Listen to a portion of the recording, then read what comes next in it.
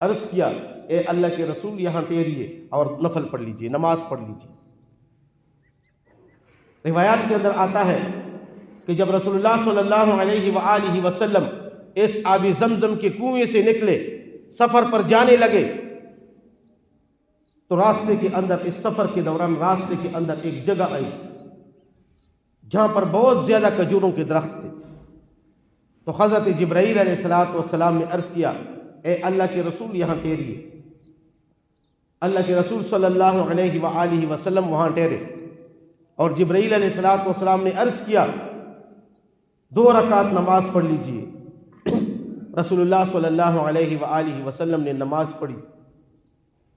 پھر جبرائیل علیہ السلام نے پوچھا اے اللہ کے رسول صلی اللہ علیہ وآلہ وسلم یہ مدینہ منورہ ہے، تو اس مدینہ منورہ کے اندر آپ نے 2 رکعت نفل پڑھی ہے۔ پھر رسول اللہ صلی اللہ علیہ وآلہ وسلم پھر اپنی سفر پر جانے لگے۔ چلتے چلتے اس سفر کے دوران راستے میں ایک سفید زمین آئی، تو حضرت جبرائیل علیہ السلام نے رسول اللہ صلی اللہ علیہ وآلہ وسلم سے عرض کیا اے اللہ کے رسول یہاں بیٹھے رہیے اور 2 رکعت نماز ادا کیجیے۔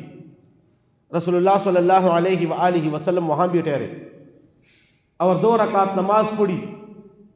نماز کے بعد جبرائیل علیہ السلام نے عرض کیا اے اللہ کے رسول صلی اللہ علیہ وآلہ وسلم یہ جگہ ایک روایت میں آتا ہے کہ مدین ہے اور ایک روایت میں آتا ہے کہ یہ طور سینا۔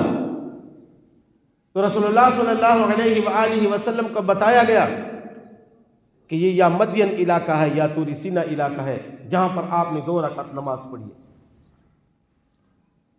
پھر رسول اللہ صلی اللہ علیہ وآلہ وسلم اپنے منزل مقصود پر جانے کے لیے سفر پر روانہ ہوئے۔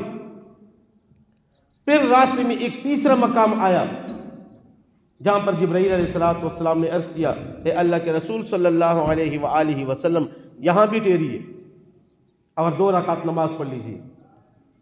وہاں پر بھی رسول اللہ صلی اللہ علیہ وآلہ وسلم ٹھہرے، 2 رکعت نماز پڑھی۔ نماز کے بعد جبرائیل علیہ السلام نے عرض کیا اے اللہ کے رسول صلی اللہ علیہ وآلہ وسلم یہ بیت لحم ہے، یعنی یہ وہ جگہ ہے جہاں پر حضرت عیسیٰ علیہ السلام کی ولادت ہوئی۔ تو لہٰذا رسول اللہ صلی اللہ علیہ وآلہ وسلم نے اس ختیم اور آب زمزم سے یہ سفر براق کے اوپر بیت المقدس تک کیا، اور جب ایک بہت بابرکت اور عظیم اجتماع کا ماحول تھا جس کے خطباء انبیاء علیہ السلام تھے اور جس کے سامعین فرشتے تھے اور مہمان خصوصی کا انتظار تھا وہ جناب محمد رسول اللہ صلی اللہ علیہ وآلہ وسلم۔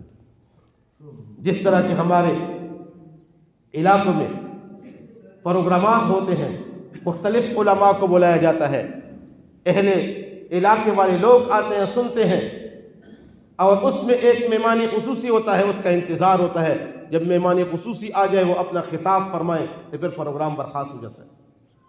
تو بالکل اسی طرح جب رسول اللہ صلی اللہ علیہ وآلہ وسلم بیت المقدس جا رہے تھے تو بیت المقدس کے اندر تمام انبیاء علیہ السلام تشریف لائے تھے، جو اس اجتماع اور اس پروگرام کے خطباء تھے، اور وہاں پہ آسمانوں سے فرشتے اتر کر آئے تھے جو سامعین تھے، سننے والے تھے، اور رسول اللہ صلی اللہ علیہ وآلہ وسلم مہمان خصوصی تھے۔ رسول اللہ صلی اللہ علیہ وآلہ وسلم پہنچ کر اپنا آخری خطاب فرمایا۔